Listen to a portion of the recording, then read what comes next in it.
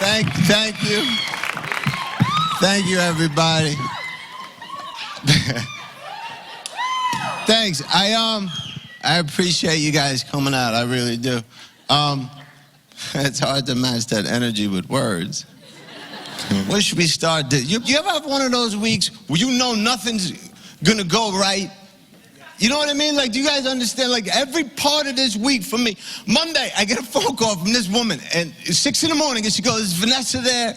I said, "No, I think you have the wrong number." And she goes, "Are you sure?" I was like, "You're right, this is Vanessa, you know?"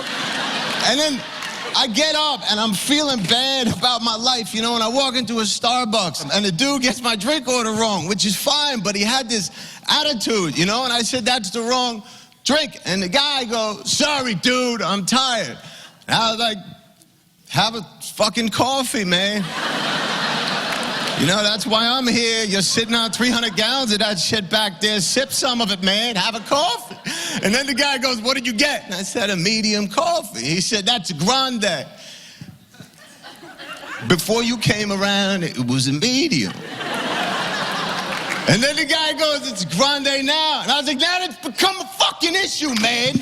The only way I'm using the word grande is if a Mexican pimp walks through this door and asks me what kind of titties I like. Then give me the goddamn coffee."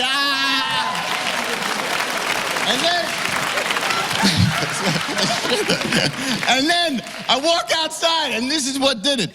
Somebody vandalized my bike seat. What's your name in the back? What's your name in the back, sir? Somebody cut my bike seat.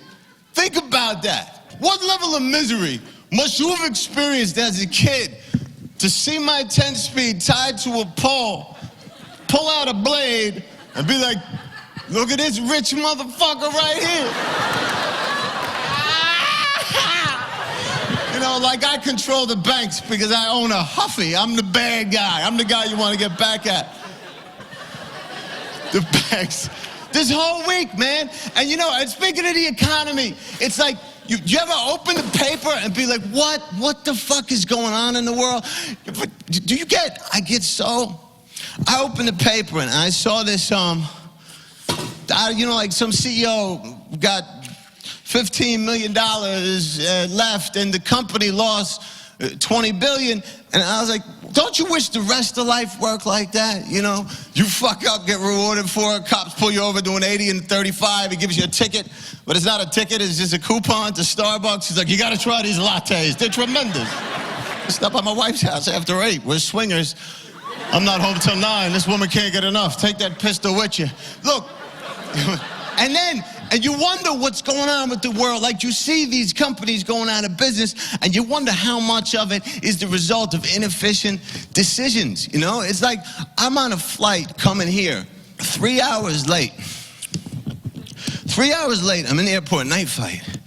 And they apologized to us. This is why companies go out of business. They apologized to us by giving me a dinner voucher. And they said, "Here, we're sorry. Here's a dinner voucher." It was for $6, Adam. $6 dinner voucher. I was like, "You want me to find dinner in an airport for $6? Why not give me a mint and a newspaper and be like, get the fuck out of here, man?" And then I get on the flight. At 4 a.m. is snack time, right? This is another genius decision from the top of management, right? 4 a.m. is snack time. I'm sitting there trying to go to sleep. I'm almost sleeping. And she wakes me up and says, "Sir, would you like a mini croissant?" Yeah. Why would I want bread right now? Woman, how'd you like I walk into your room in the middle of the night, shake you awake, be like, "Lady, get up, this is a buttered roll. You see it? Come here. Get up and eat your roll, girl." You're gonna get up in the morning and be terribly depressed. You see that roll sitting next to you knowing you didn't eat it. Get up and eat your roll. And then the pilot never shut up the whole time. The pilot is literally just talking because he got to be up anyway. He's working, you know? And he's talking, and the pilot and this guy's just entertaining himself. This is why companies go out. If the guy goes, "There's your pilot, everybody," he goes, "If you look to your left, it's Arizona, but it's dark out." And then he just started with logistical information. The guy wouldn't shut up. He literally goes, hey, everybody, it's your captain again. We're flying at 37,000 feet. I was like, what the fuck are you telling me for? Like, I'm going to stand up and go, this is a little high, Captain. You got to lower this bird. Are you out of your goddamn mind? I just saw a cloud above what you claim as Arizona. Why not say other random shit if you're bored up front, man? You know, this is your captain, everybody. There's a lot of switches in here, man. I haven't seen my kids in a month and a half. What the hell did I take this gig for in the first place? You know, the economy. The economy, people are having a tough time. Just don't use it as an excuse if you're not having a tough time. I had this 16-year-old face-tattooed little motherfucker ask me for $1. And he goes, what with the economy and all? I was like, really? Was it the derivatives desk at Merrill Lynch that shut down is now preventing you from ascending to the top of the management period, you 16-year-old motherfucker? Does the economy make it hard to do this on your board, man? Was that the economy did that to you? I hope, man, I hope something changes. You know, we got a black president now. We got a black president. I realized I just said that like I was black. We got a black, yeah! We got a black president. I hope something fucking changes, man. You know, like, but the funny thing about Barack, I'm really surprised that Barack didn't get even more votes than he did. You know what I mean? He didn't win by that much. I really think it's because of hip-hop. You know what I mean? People associate hip-hop. You know, when you think hip-hop, you think of that fucking rah-rah,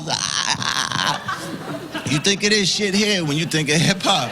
And there were still a lot of people out there who, on a subconsciously racist level, didn't believe that Barack was who he says he was, as if he'd been faking it for 48 years, you know? As if he was gonna show up on the White House lawn, Inauguration Day, fireworks, the whole world's watching, and then that Harvard veneer just drifts away, and he looks in the camera, and smiles, and you see a row of gold teeth, and he's like, you know, and then a joint materialized out of thin air, and he's like, psych, motherfucker! And then he'd take his head off, and it's Flavor Flav underneath, you know? Like, oh, President Flav. If you want a shot at getting elected, you gotta lie in order to satisfy enough people that would be turned off by an actual individual opinion. Barack said, you hear what he said before he was elected? He goes, I'm gonna go through the national budget line by line, and I'm gonna cut out everything we don't need. Did you see the inauguration? You guys see that? They flew out his high school marching band from Hawaii. Maybe it's me, but shouldn't 30 Hawaiian tuba players be somewhere near the top of the shit we don't need column in the national budget? And then the whole thing works, man. You ever really look at the system? You know, I mean, look, I'm not a conspiracy theorist, but you look at what goes on. These guys are senators, right? Barack was a senator, McCain was a senator, Hillary was a senator, and all of them ran for office full-time for over 2 years. We elected them to go work in the Senate. They're picking up a check, they have office space, but nobody showed up at work for 2 years because they were looking for another job in basically the same business. Does anybody else find this offensive? Anybody here have a job? Anybody have a job? You work at Subway, and one day you're making a sandwich, and then you're like, you know, hey, boss, you see this sandwich? Fuck it. I want my checks on time. I want my locker where it's at, but I'm gonna be gone for a little while. Because I'm looking for a job up the street at Quiznos. May take me 2.5 years, I'll let you know. Keep my plastic gloves ready. You know, the whole idea. Thank you. You guys are sweet. But, you know, and then what was the knock against Barack anyway? Everybody said, he's smooth, but does he have substance? Right? He's smooth, but does he have substance? It's like, all right, let's not just devalue smooth, you know? Making a deal with a Middle Eastern dictator is not unlike getting in a girl's pants at an office party. You got to convince her none of the people she worked with are going to find out if she's going to follow you in the copy room. Come on. McCain ain't getting anybody in a copy room with that stiff-ass fighter pilot looking at his, I said, Get in the fucking room, I said to you. You know, but and then all of the sort of repression, all that sexual repression, you can't say what you want to say, and it makes people act in ways that I can't relate to. You see that guy who got caught with an escort, right? He was a press secretary, so he got caught with an escort, and then because he wasn't allowed to admit that he was a sexual being, he told the press he wasn't hiring the escort for sex. He was hiring the escort for a massage. Really? Really? You hired an escort for a massage. You talk about overkill. That's like buying a movie theater because you like popcorn, you know? Why'd you buy that Cadillac? Because they got beautiful cup holders. That's why, man. It makes perfect sense. You know, and then you look at things, you look at the way it's structured. I was watching a documentary about how the government is connected to the FCC, right? And the FCC had a documentary, and they were talking about how they're trying to prevent the poisoning of the minds of the youth of America through images, right? You can't show titties. You can't say the F word, because this makes the kids crazy, apparently. And then you look at what the kids are really watching, right? MTV, Eliminate, 3 chicks in a hot tub arguing about who has the better ass. I felt like crying. And I jerked off instead, because one of the girls really had a nice ass. And then you turn like the next show after that was Pimp My Ride. You talk about the wrong priority structure for the children of America, or the world for that matter. Pimp My Ride is a show they're watching, and it's about a kid who has no money for school, right? He got no money for school, and on top of that, he got a fucked up car with no windshield. So he goes to the rapper that runs the show, and he says, hey, man, I'm a good kid. I study marine biology. I got no money for school, and on top of that, I got no windshield, you know. And he goes, could you pimp my ride? And the guy goes, yeah, sure enough, we gonna pimp your ride. Now, instead of taking the 30 grand and paying off the kid's school loan, they turned his whole Honda Civic into a fucking fish tank because the kid studies marine biology. Now he's got to show up for the job interview with a shark in the back seat because he got no money to feed the thing. And then he's talking about positivity. Then the dude that runs the show is talking about positivity. He had another rapper on. He said, hey, man, you're a positive brother. And he said, what are you doing? What are you doing for the hood? You know, what are you doing for the neighborhood? And the guy looked at the camera with a straight face. He goes, I started a business. He said, what kind of business? The guy said, no money down rims.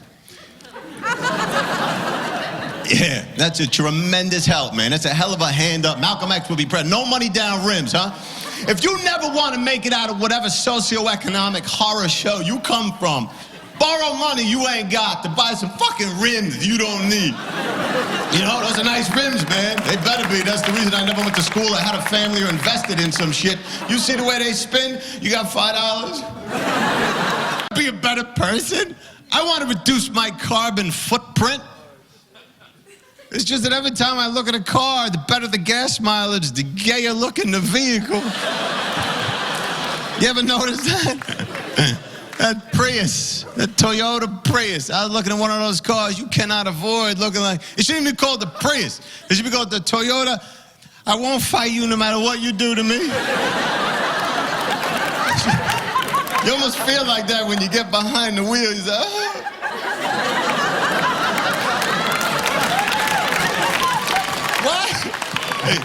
Why do gay guys often look like they just smelled the cookies?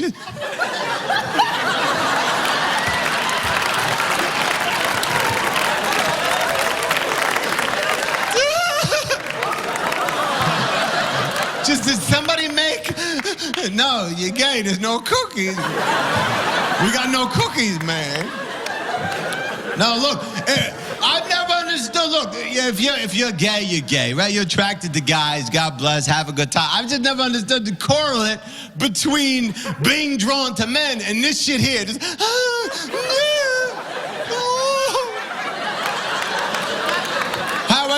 how did the two connect? You know? There's only 3 components that could create that look in a straight guy. You would have to be feeling emotionally vulnerable, yet aggressive. You know, yet be in a bakery when they just pulled out a tray of muffins and you're like...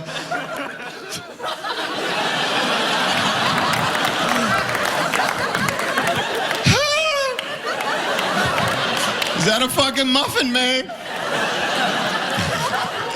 I'm like, that pisses straight guys off. That look, you don't even know. You guys aren't even aware, but it does. It makes straight guys angry. That's why they lost gay marriage. They only lost by 3%. Gay people in California would have been able to be married, lost by 3%. Because of straight guys. You know what I mean? Evangelicals and these people that are whacked out ideologically, you can't communicate with, right? So they're always going to vote no. And then you got a bunch of liberals and people like, whatever, that vote, yeah. But the deciding 3% was straight guys that couldn't give a fuck. They got in the voting booth and it said, gay marriage, yes, no. And the straight guy thought of this shit here. And they're like, fuck them. You're out. And out. Nope. That's what happened, man. That's what I'm telling you, that look freaks straight guys out. Even me, man, I'm gay friendly. I love the gay man. I got into a cab with a gay dude, and he goes like this. He goes, where are you going? Like, another cab, brother, because you just freaked me out. But it's but you know what that look is? This shit here, this is passion, man. It's passion. You may not want to think about it like that, but that's passion, that look. There's a and the other dude's My gay friend told me about a walrus. This is a passionate move. This is when there's one guy in the middle, and then two other guys come in. You got to deal with that image, young lady. That's a walrus. That's passion. I like pizza. I never grab 2 slices like you mother. That's a walrus. You know what I mean? That's a walrus. I can't stand it when people just don't fucking get it. It's like, I had this dude, I guess he was religious, I don't know. He goes, being gay is a choice. Really, man? Is it a choice? It's a choice, huh? Could you imagine a straight guy looking at another naked man and being like, I don't want any part of that, but I'm gonna make a choice. Come here. Come here, put it right here. This is a choice I'm making, man. I don't like this. It's not a choice, man. You know what I mean? But you've got to envy. You know what? If you're honest with yourself, I don't care how masculine you are, you got to envy the idea that these people speak each other's language in a way that we don't as heterosexual people. You just don't. Think about it, man. You meet a girl initially. You want to fuck her, she don't want to because she's a girl. You don't want to right away for the most part. That's the way it works, right? But with a gay guy, that's a meeting in a month. Being gay is like walking into a shoe store like, sir, do you have a size 10? And the guy's like, they're all size 10s. They're all size 10. It's like, they get it, man. They get it. Gay guys can say things to one another you didn't know you could just say. You're a masculine dude. You're walking around. I'm telling you, gay guy can say shit to one another because they can just say it. I was at Crunch Fitness gym in Hollywood, right? And it's not even a gym. It's a gay bar with free weights and a treadmill. And I'm sitting next to this gay dude, right? He's watching someone across the room cleaning a curtain rod. Hear me out. Dude's cleaning a curtain rod, right? You just say yes sometimes based on tone. Like you're on an elevator, somebody go, it's hot out there. And you be like, yeah, man. What are you gonna argue with? You're gonna be like, nah, for me this is temperate. No, fuck, you roll. You just say yes, you move on with your life. That's how we keep from shanking one another in a hallway. So I'm sitting next to this gay dude, right? And he's watching somebody across the room cleaning a curtain rod. And the dude turns to me like we're alone on an elevator. He said, He said, you see that guy over there cleaning that curtain rod, making me a little horny? I agreed with the dude, Adam. I literally heard myself go, yeah!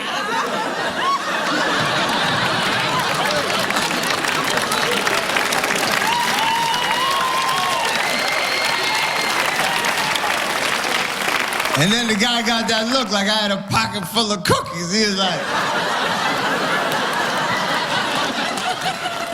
Long story short, I fucked him. Let that be a lesson to you.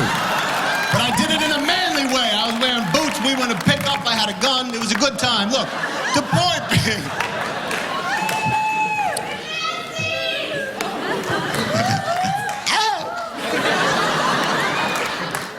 We're in L.A. We're in fucking L.A., huh? You know, L.A.'s a lovely place in many ways. You know, Hollywood's freaky, but there's lots of real people in L.A. You forget that, or at least people do coming from other places. But my first experience out here, I grew up in a junkyard in Jersey, you know, so you come from like a culture that it is what it is, you know, but... my first experience, I was trying to work, you know, and I got a little piece on a TV show, and I had to work with a stylist. And this woman wanted me to wear a pink shirt. And I was like, oh, man, that's not me. And she got all Hollywood. She goes, maybe you should get with it. Have you read Vogue? Pink is the new black. I was like, that's thinking for yourself. Like, if Vogue said that my balls were the new lollipop, would you? I'm not wearing the pink, lady. And then, my next experience, I leave there, right? And I walk into a coffee shop, and I just want to be alone and reconsider my choices in life. And I sit down, and I'm sitting next to this woman with the biggest fake titties I've ever seen in my life. This big, half-top, stuff written on the shirt. I can't help but look at them. She gets mad at me. She goes, what are you looking at? I'm like, huh? What am I looking? Woman, if I stuff a balloon in my pants and paint the bullseye on it, you might take a second fucking peekaboo. I'm looking at you, shotgun titty. What do you think I'm looking at? I said, why would you get them that big if you're so sensitive? You know, she's like, I did it for me. I was like, you buy an orthopedic pillow for you. You know, what are you talking about? I got my balls enlarged. They're 12.5 pounds apiece now, but I didn't know anybody else. It was all me. I like heavy nuts. I like them to swing like a lunch bag when I talk to Luke. Like you. What do you mean you did it for you? You know, and I got in an argument with her because I'm fascinated with her perspective. She makes this decision, gets angry with me for having the desired effect upon the decision that she made. I go, why the fuck are you angry with me? She goes, don't assume I want to be looked at. Hey. Wackarella. We assume things about each other every day, man. If I get dressed up like a large mouse, right? And I walk into Disneyland and some kid grabs his camera. He said, hey, Mickey. And I go, what the fuck made you assume I'm Mickey, man? That doesn't make me Mickey, you little animal. I'm not Mickey. That's sad, you know? It's really sad if you begin to think about it. It's sad. It's like, what level of kind of disconnect, like, how much love have you lacked from the time you were born to get to the point where you make decisions like that? I knew this porn lady, and by knew, I mean knew. And I asked her, you know, because I'm interested in shit psychological, you know? I said to her, I was like, how do you do this with your life, you know? And she was so lost. You know, there's people that can't differentiate between positive attention and negative attention. She was so lost. She goes, what's the difference between what I do and, you know, just seeing different guys? Where do we begin this? Well, first of all, what's the difference between rock candy and rock cocaine? What's the difference between a Hasidic Jew and a cowboy? They're both wearing hats. There's a big fucking difference. One of them deals with cattle. There's a big difference, man. I saw a picture of her with two dicks like this, smiling, like it was something that she caught in Montana with a homemade lure in a freshwater stream.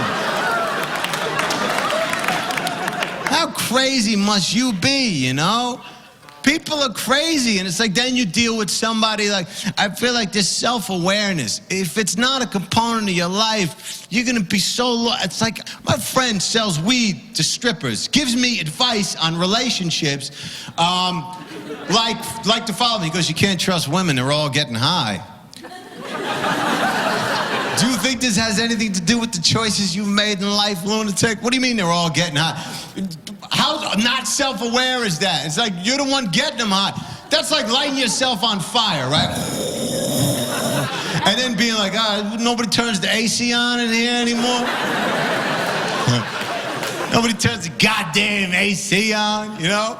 And this is one of those guys that excuses his personality deficiencies by way of his horoscope. You know what I mean? He goes out, he gets high all the time, and I can't understand what he's saying. I go, Mike, I don't understand you. He goes, I was born in October, man. I'm a Libra. We're misunderstood.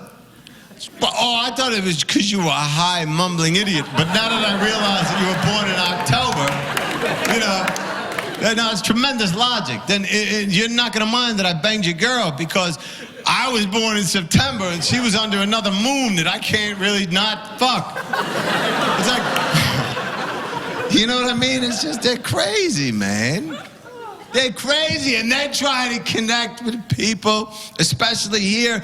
It's difficult anywhere, right? But really trying to connect with somebody is so hard, man. The idea of a relationship is synonymous with the idea of compromise. You got to be able to say yes to shit you don't necessarily want to be a part of, right?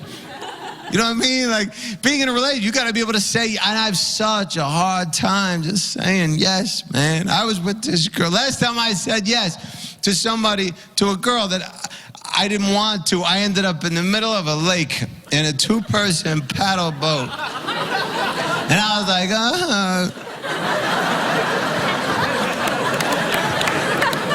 And she's like, this is fun.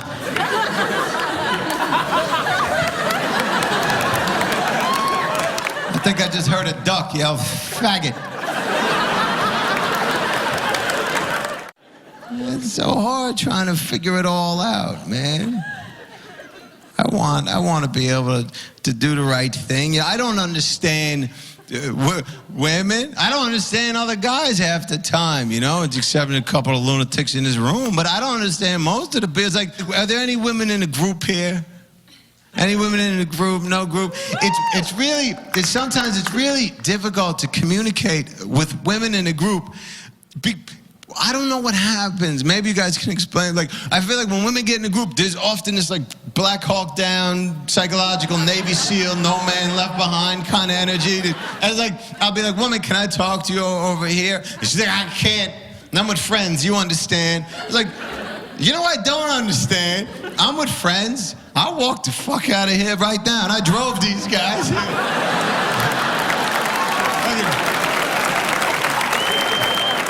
That guy left his asthma pump in my glove box. That's how committed I am to getting in between you and your friend. You see him? I'll take him. And then I feel like also another thing I don't understand. Like, I walk into a bar and every chick in the joint under a certain age is snapping pictures of themselves. And I'm not talking about girls visiting from Europe. I'm talking about girls that live above the bar, sitting in the joint 6 days a week. I walk in, flashes, screams, and then you hear, Jennifer! And some chick spins around holding a bottle of beer like it's a winning lotto ticket, and she's like, Fucking relax. You just left work, not North Korea. Calm down. Gain some perspective, man. You know, it's just, you know, and then you deal with, like, even like Halloween, you know, I'm not talking about all women. I'm talking about some whacked out, specific, you know, especially in Hollywood. Like, in Halloween, I don't know what they take that opportunity to dress with as little as possible and then call it an outfit. I saw this girl with red tape. I said, what are you? She goes, I'm a fireman. What kind of fire are you putting out, man? And then her friend was wearing yellow and black. And I go, what are you? And she goes, I'm a bumblebee, stupid. She goes, what'd you think I was? What's another word for whore? I don't know, man. What are you? You know, it's just you're trying to find a link, you know, you try and find a way in, and then relationships in general are so maddening. You realize Van Gogh cut off his ear and sent it to his girl. That's how crazy it was. And you're thinking, oh, that's crazy. But if you've ever been in one of those relationships, you wonder how it doesn't happen more often. You know what I mean? Like, you ever think about that? A crime of passion passion is a legitimate defense strategy in a court of law in this country. Crime of passion, that means you did some shit you never otherwise would have done had it not been during the course of a relationship. Crime of passion, that means the prosecutor said to the defendant, did you or did you not kill your husband? And the woman was like, he wouldn't shut the fuck up. You know? That's how difficult they are, man. I just wish, and then you hear people go, my relationship is exciting. It's like, a relationship's really exciting? I mean, you can be fulfilling, it can be wonderful, but anything you do every day ceases to be fucking exciting. You know what I mean? If I won a lottery every day for 10 days, I don't know if I'd be excited. My wife would come in the room like, we hit the number, we gotta pick up the money. I'd be like, I'm watching TV. Can't you see that? We gotta get the money, take the limo. Limo's broken. Take the fucking helicopter. We hit the number 10 times, I wish monogamy was not such an issue in these things. Like, you ever think about that? Monogamy is like, and it's some piece in here. It's not, you ever see a cheetah chase down a rabbit for no reason? It could have just eaten. And he just goes,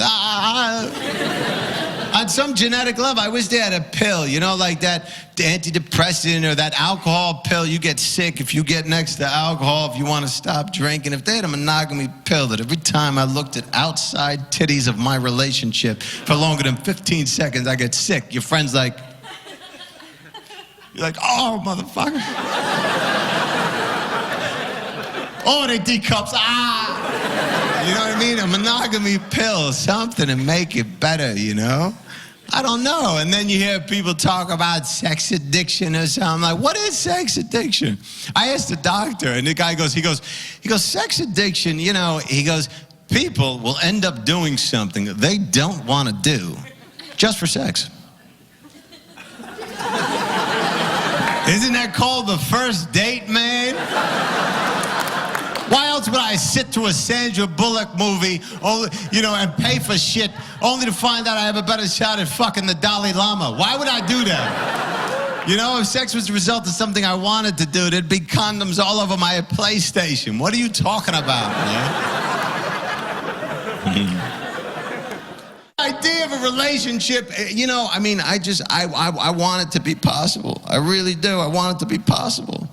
Maybe part of it comes from family, The inability to maintain a relationship is related to your ability to deal with people, I just saw family. I don't know how to talk to these. My cousin was here. We're driving down Santa Monica, and I had to explain to my 9-year-old cousin. We stopped at a light, and there's a transvestite prostitute standing there. And the dude looked in the car, guy in a dress, and he said, and the kid looked up at me, he said, what's that? I ain't gonna lie to you, Billy. You saw the Transformers, right? You know that truck turns into a robot? Well, imagine if it didn't really turn into a robot, just dressed up like one, and then blue guys in the back of Chevys on Santa Monica. Now deal with it, you little animal. That's the world we're living in. Kids aren't that smart. Kids aren't that smart. People are like, kids are so smart. Really? Why do they make vegetables in the shape of animals? It's like, do you want this broccoli? This is a dinosaur. Kids aren't that bright, You gotta love them. You gotta love them, otherwise they go up crazy. My father loved me, but he couldn't say it. You ever deal with one of those people? They can't say the words, I love you. They love you, but it always comes out in another way.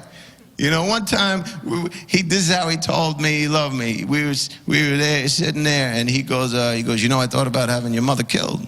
And then the I love you was next. There was a pause, and then he said, but I would never do that because of you and your brother. And then he waited for a thank you, like, oh, thanks, man. He was an odd bird, And my father used to get high in the bathroom when I was a kid, and there'd be smoke pouring out under the door, and I'd knock on the door, and I'd say, Dad, are you okay? And he was so high, he'd respond with shit that had nothing to do with the question. You could hear him like, I'm in the garage. And then he would deny it was him. He's like, it's not your father. Like, who's getting high in the bathroom/garage? In my father's voice. It was strange dealing with somebody that makes it hard to communicate, to hear you or hear them. It's like, I'm half Jewish. My father was a Jewish guy, old school Jewish, not like do your taxes Jewish. He was like steal your car Jewish. It's different. And he couldn't tell me how much something costs. He could only tell me what else you could buy for what that thing costs. And it was the most confusing shit. It was almost an analogy competition within his own mind. I said, Dad, he got a car. I said, I'm 12 years old. I said, Dad, how much was that car? His response was, he goes, you could take a trip around the world for what that car costs. What am I, a fucking travel agent, man? I'm just asking you a question about the car. And then the analogies would get progressively more strange. He'd be like, you could get foot surgery and 5 acres of land in Arizona for what that car costs. Thank you, Riddler from the Batman movie. Could you just answer the fucking question so I can have a functional relationship 20 years from now? You know, and it's so strange growing up in an environment where you can't communicate with the people around you. My mother was a real hippie, but still raised me in this environment where you weren't allowed to do that. She would send me to school with pita bread, right? Pita bread with sprouts and a whole tomato. Looked like 70s porn. And I would sit down at the table, and all these real working class kids, you know, nobody, there was no education, real working class dudes, and they had never seen shit like this, you know? And they all with the white squares, the white bread. I don't know a lot about racism, but I know that kids in Jersey will hate your guts because of the shape and color of bread. These little motherfuckers would move away from me, you know? And I would say, Ma, you gotta stop with this shit, man. And she would go, it's healthy. I was like, is it healthy to be hated? Is it healthy to walk? Is that healthy? One day I'm gonna shoot one of these little scumbags, and the cops are gonna say to you, what happened to your son? And you're gonna have to say, he went crazy, but he had low cholesterol. You know, you gotta stop this shit, man. She thought health food fixed literal physical injury. I messed up my ankle one time. She goes, have this, it's carrot, it's fresh juice. I was like, if I get hit by a car, you're gonna tuck a granola bar in my pocket and be like, walk it off, man, that's granola. You're trying to grow up and communicate with these people, and she would do things that she thought were therapeutic. You know, she became an analyst, and then we had Thanksgiving after my father died. This was what she did. She put together a slideshow about my dead father set to jazz. It was so depressing. The turkey got up on its own, walked into the oven, turned it on, shut the door, like, get me the fuck out of here, man. This is awful. I'm just a turkey. I can't deal with this sort of depression. Depression's a funny thing, man. Depression. You ever been depressed and enraged at the same time? Just depressed and enraged. Like you're like thinking, I could kill somebody if they were really close to the couch, you know? That's how I get when I'm lied to, too, you know? I don't mind, like, just, you know, lie is one thing, but I can't stand those deep, hypocritical lies. You know, like, I get, like, I feel it inside when somebody's trying to run some fucking game. Like, even Columbus Day. I mean, you ever think about these holidays? Columbus, what is Columbus Day? What did Columbus do? He discovered America, right? How the fuck you discover something already had 7 million people in it? How's that a discovery? He discovered it for white people, right? But that doesn't make it a discovery. Did the first black guy who fucked a white girl run back to the village like, fella, you know they make this in white? This is my discovery, man. This is my discovery.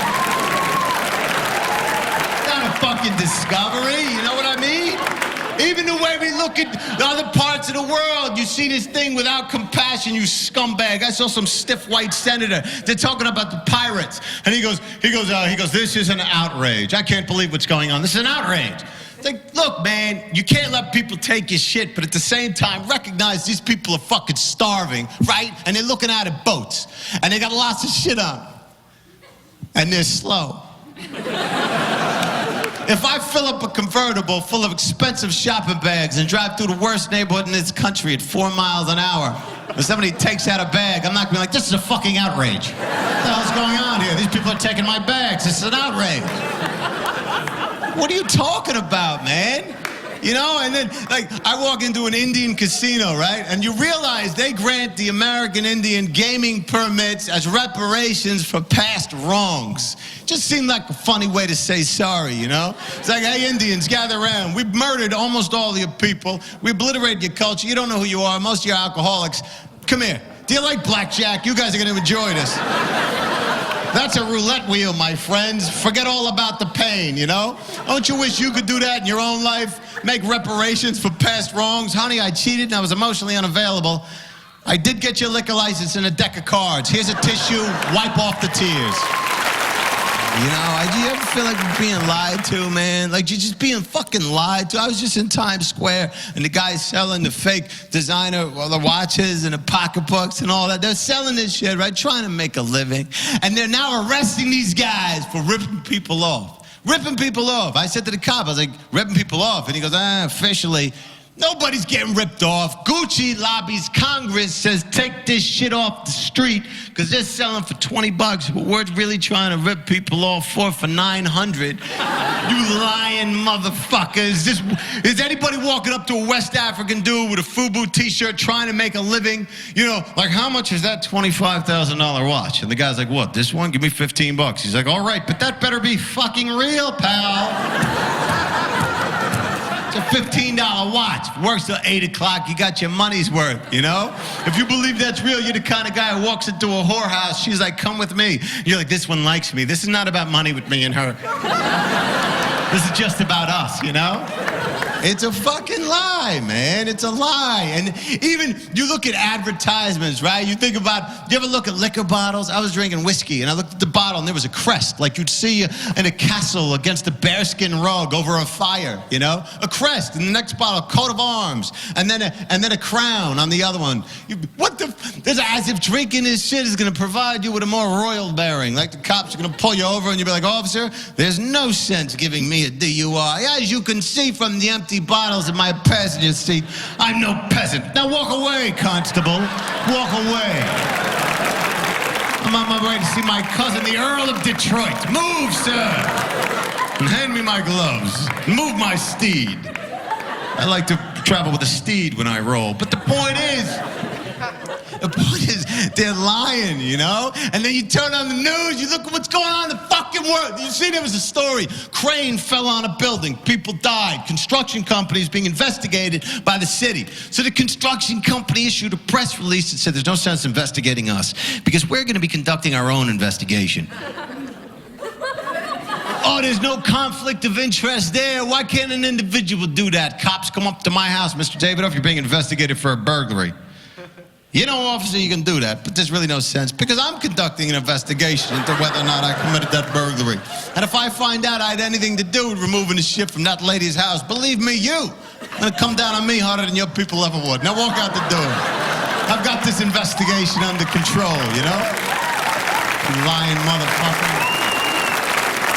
The point is, you know, it's like the whole, you know, and then you see the politicians, like these minds at work. It's like, are you a fucking robot? I saw Bush being interviewed about Iraq, and he goes, Iraq. He goes, it's good and it's bad. When people are dying, you can't go, oh, that's good and bad. There's something off, you know, and then you look at the rest of the news, and it's almost like they're trying to distract you from what's going on in the world. I was just in Afghanistan, right? We were doing shows for the troops, and people are dying over there. People are dying. And I got back here, and there's nothing on the news about the people that are dying, but they have 15 minutes on Lindsay Lohan got out of rehab. Shut the fuck up. What's the story? You know what I mean? What's the story?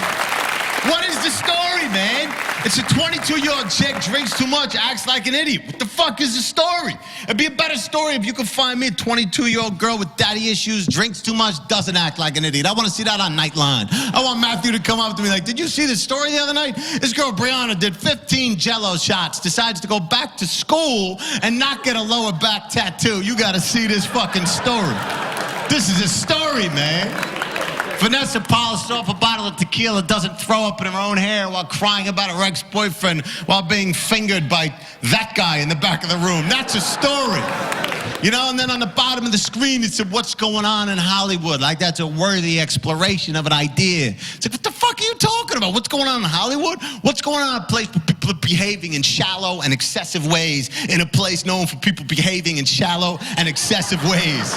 What's up with that? And while we're asking the big questions, genius, what's up with cotton candy being sweet and winter being cold and strippers being more fun to look at than talk to? What's up with this?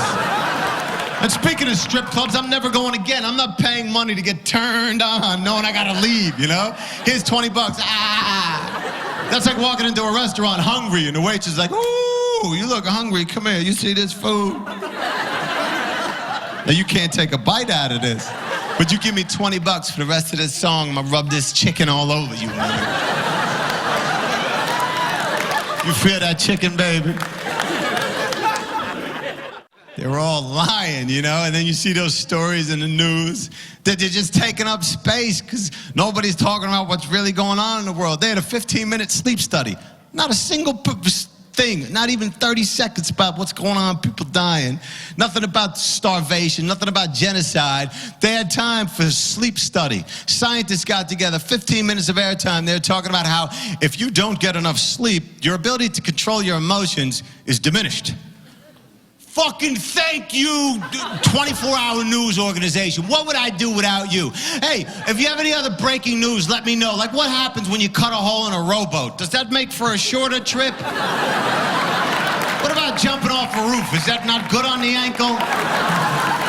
What kind of story? What are you eating up airtime for? You know, it's just, there's something, and then the whole story, and then they had the, like, Virgin, right? The Virgin, she, on the internet, did you see that story? This Virgin goes and she auctioned her virginity on the internet for $2 million. Some sucker, some guppy out there paid $2 million to take this girl's virginity. Could you imagine? Could you imagine? I would, if I paid $2 million, I would just be like, first of all, you paid $2 million to hear a girl go, too deep, too deep, you know? I'd be like, really? Is it too deep? Well, hand me that bottle of Cialis and that meth pipe, because I didn't pay you for sex. I paid you to watch you realize you made a mistake. Look. I don't want to be that guy. You know that guy? Like, you ever been at a club and you see some dude, 60s, deep tan, open shirt, look in his eyes like he don't care that his kids don't talk to him anymore because he's been cheating, you know, for the last 20 years. It's like, I don't want to be that guy, you know? And I'm worried because I fucked up my relationship, you know, and I'm worried that was my defining moment. And I'm worried that 20 years from now, I'm going to see my ex on the other side of the street, and she's with her husband and kids, you know, and they're smiling, laughing, eating ice cream, and the sun is shining. And then for some reason I'm on this side of the street, you know, and it's dark and there's rain pouring down my face and I got an open silk shirt with a gold medallion and she sees me trying to convince some stripper I know people with good coke. I don't want to be that guy, you know? And now I find myself in this position where I think I hate a little piece of myself and I end up choosing, I'm not down on women, I'm down on some of the people I've chosen to be a part of. I went out with this actress, right? This narcissistic black hole of a human being that couldn't discuss anything outside of herself. She would say the universe is talking to her. You ever been with somebody like that? She would say the universe is talking to her. We were looking for parking on the holidays, right? She would say, she goes, we couldn't find it. So she goes, the universe is telling me we shouldn't even be here. I was like, really? Is the universe talking to you about a lack of meters at the mall? Is the universe telling, hey, is the universe telling you anything else right now? Like next time we fuck, it's gonna be dog style because eye contact reminds me of your personality and renders my peace unusable? Did the universe tell you that? Because that's what the universe is telling me.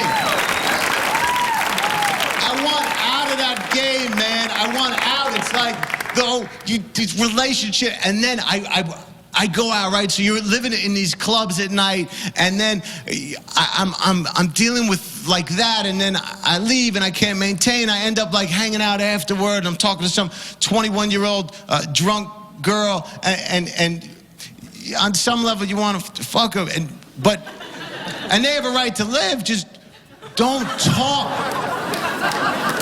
Stop talking.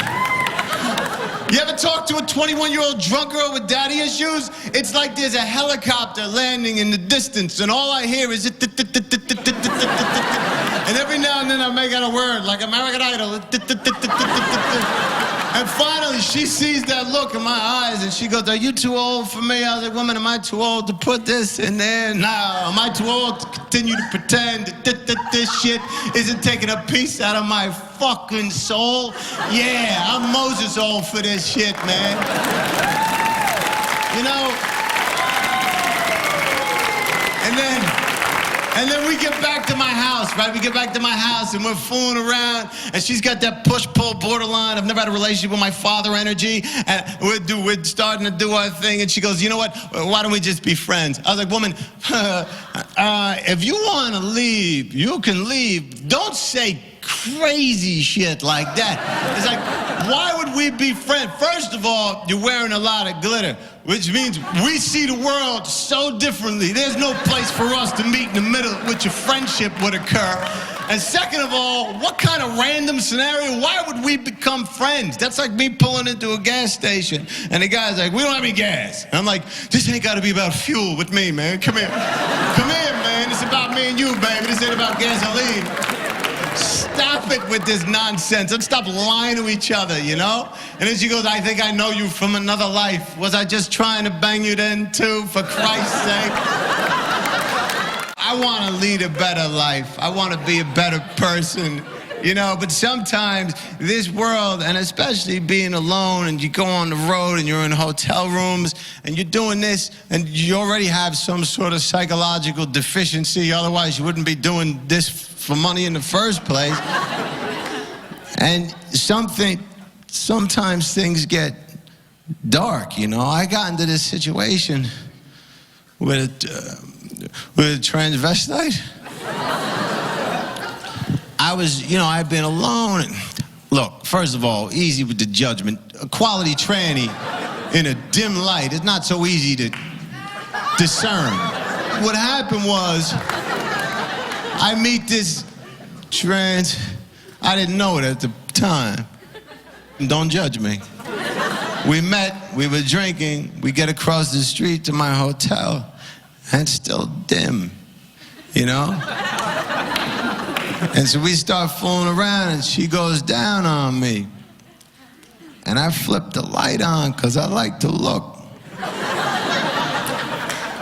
And I realized it was a guy. And I was like, "Yo,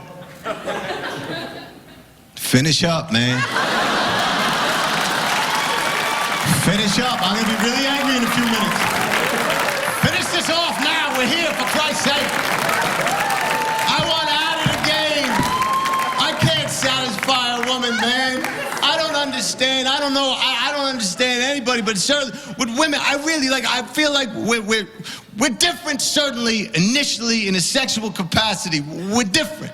You know, we're different in lots of ways, but that especially. And I got in an argument with this lady. I said, "We're different." She goes, "No, we're not." And I said, "No, sexually, we're different." She goes, "The hell we are." I was like, "Woman, how do I explain this to you?" I was like, "You don't like me, right?" She goes, "No, I don't like you."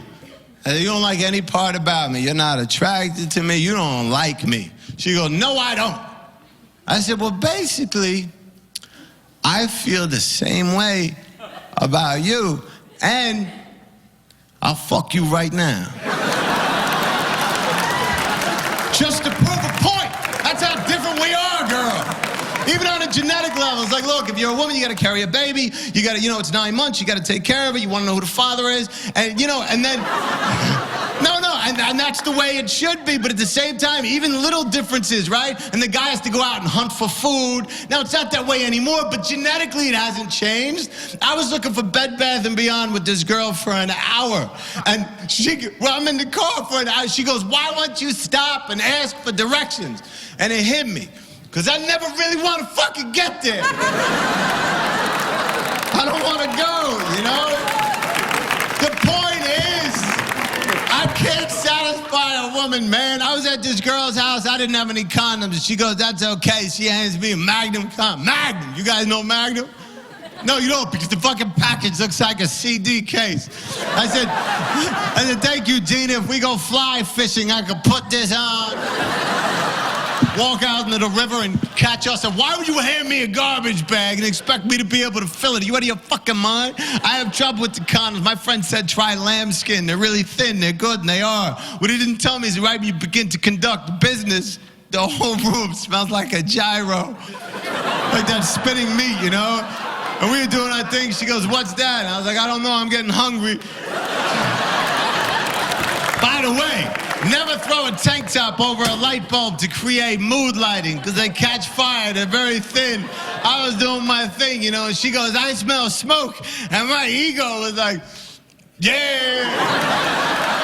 And she said, the house is burning. I was like, you bet your ass this house is burning. She said, call the fire department. I was like, woo!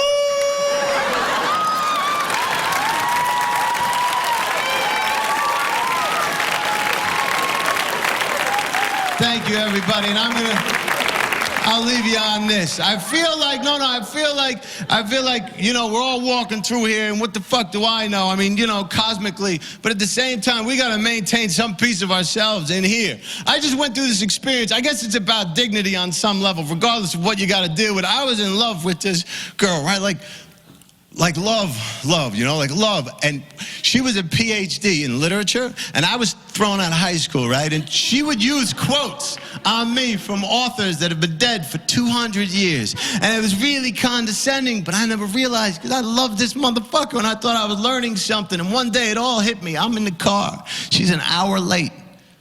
I said, woman, you're an hour late. And she hit me with one of them condescending quotes. She turned to me. She said, time and space are perceptible only to the human heart. James Joyce, 1888. My dignity kicked back in. I pulled the car over. So you got to get the fuck out. Ike Turner, 1967. Thank you very much, everybody.